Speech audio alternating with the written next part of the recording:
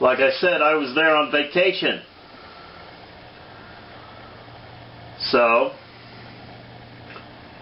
between the time of Maria's birthday and the time we got married, which was 10 days later on the 25th, I decided that I wanted to see Honduras.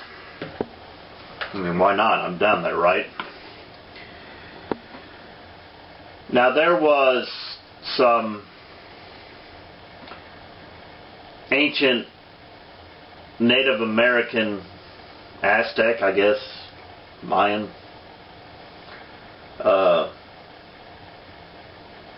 like pyramids down there. I think it's called Copan. She wasn't interested in seeing that. She said she'd rather see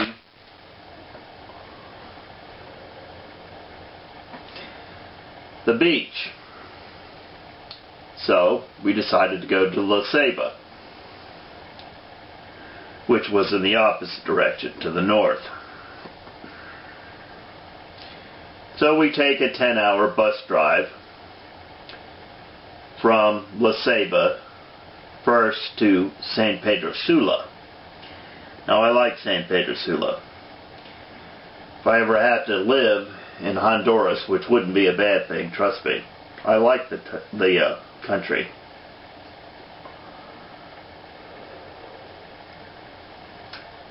I wouldn't mind living in San Pedro Sula. There's something about that town. It's laid back even more than Tegucigalpa. Smaller town, about the size of Huntsville, I guess.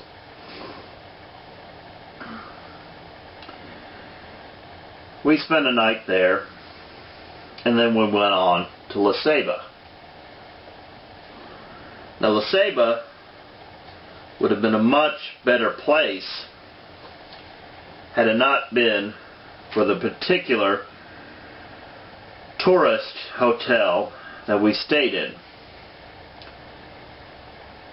Now, when you're down there, you're supposed to take your American dollars and exchange them when you're in a hotel like that. You're supposed to take them down to the front desk, your American dollars, and change them for Lempira, which is their currency there in Honduras. That is the law.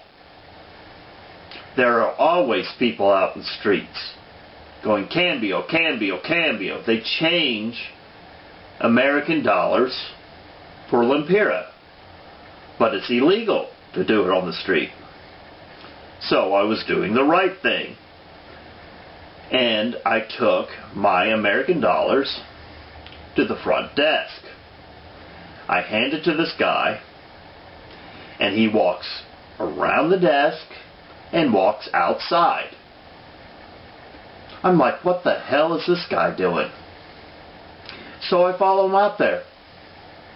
He's out there with a street changer, changing my American dollars for Lempira. And, you know, pocketing the difference, because they always give you more out there on the street. I walked out there. Guy has the money in my hand. I yanked it out of his hand. I said, I could do this. And pretty good exchange, 7 Lempira per dollar. Black guy out there spoke English. Needless to say, I didn't like that hotel.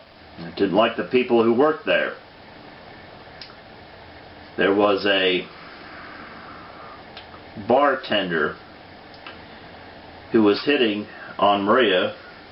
Of course, she didn't mind at all. It's funny how I can think of something that happened 20 years ago and still be pissed off about it.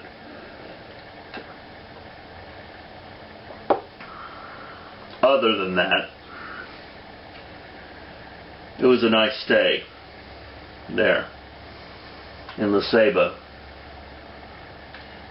Some good memories. Very romantic.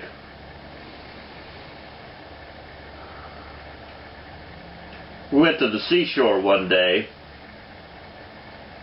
This was late September. It's warm down there in September. So I decided to go out in the water. Well, there was no one out there on the seashore. No one. I didn't know why. There's no one out there on the seashore. It's a nice warm day. I go out in the water, and Maria starts to freak. I'm out to about waist level. Maria is standing on the seashore, jumping up and down, screaming at me. I was out there for like 2 minutes, not knowing what her deal was. I come back in. She tells me she's afraid a shark's going to get me. Maybe that's why there was nobody out there at the seashore. I don't know. It was a nice day otherwise. I have good memories of that. We came back to San Pedro Sula, and then we went to another place. I can't remember the name. But it was near where her kids were. One night she went out while I stayed there at the hotel and had some American TV. Some English TV, I should say. By the way, if you ever happen to be in Central or South America, don't call yourself an American, and them not. America is a continent. They get pissed. They're Americans as far as they're concerned. Anyway, I had some English TV, and she was gone for a while and came back. Remember that night too. Good night. Anyway, we came back finally to Tegucigalpa, where I had to listen to Joseph talk about what basically an idiot I was for traipsing around the country, despite the fact that I'm down there on vacation and I'm trying to have a good time, a romantic time with my soon-to-be wife. Wonder why I don't like men.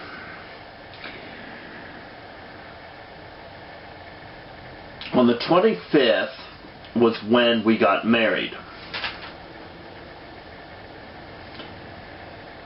I don't remember the time we were supposed to get married. Let's say it was 12 noon. Well, Maria was gone. I wasn't even sure where she had gone. And I was there at Joseph's place alone. I wanted to mention a few things about his apartment. They had 4 rooms. Like a living room and a kitchen across the hall, and the 2 bedrooms on the other side, on the downside of the hall. Well, the hall itself had no roof. So this is the rainy season.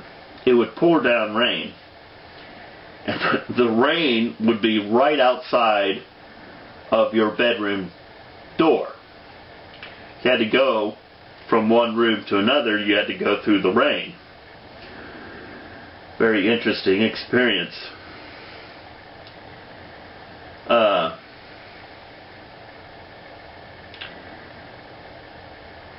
Anyway, the 25th, trying to keep these videos down. I don't think I'm going to. I've got, 10 minutes so far. Gonna be a lot of videos. A lot of videos about my life. 25th. My first wedding. we got married at the courthouse in Tegucigalpa. Well, I was sitting around waiting for her. Come, let's say 11:45. I finally gave up. I said, the hell with it. Took the nice clothes I had on off and grabbed a couple of beers from the Casatina, the little convenience store, if you like, just right across from the front door of Joseph's apartment. Grabbed a couple of beers, 35 cents a piece. Best beer you're ever going to drink. And sat back and found a few beers, wondering where the hell she was. 12 o'clock. 12:30. Finally, I decided I'm going to go down there to the courthouse and tell Joseph and Anna, who was going to be our witnesses, that the wedding's off for today. Well, on the way there, I see Maria. She comes up from a side street, all made up. She'd been getting made up and her hair done for the wedding. So we go 45 minutes late to our own wedding. And I stand in front of a desk. The guy speaks Spanish to me for about 3 minutes. Tells me what to say. Didn't understand a word of it. I guess I said I do. I have no idea. But on the 25th of September, 1992, Maria and I were married. Now, for the next couple of weeks that I was down there, I was pretty much spending it trying to get her visa. Her passport came through thanks to Anna and Joseph, who could have taken me for more money. Well, I was at the consulate, the embassy. Thing is, the Hondurans would have to stand in line. I mean, long, 3-hour line just to get in. As an American, you walk right in. So I walked right in, and I talked to a guy there. He tells me that I have to take the paperwork that I need to get her visa, and I have to file them personally in America, in the United States. Well, that cut short anything that I was going to do there in Honduras. I was planning on staying there much longer. But I had an open-ended ticket, so I went back to the States. I am trying to remember anything that I might forget. Probably not important. Here I have about a minute left. I came back to the States, and here in Birmingham, Alabama, practically the first thing my father says to me as I get off the plane is, "Oh, I already filed that paperwork for you." So I could have stayed down there in Honduras with my wife, which I would have liked to do. But trust me, the adventure continues. I get a call from Maria on Halloween night, October 31st, 1992. It will change the dimensions of our relationship and my life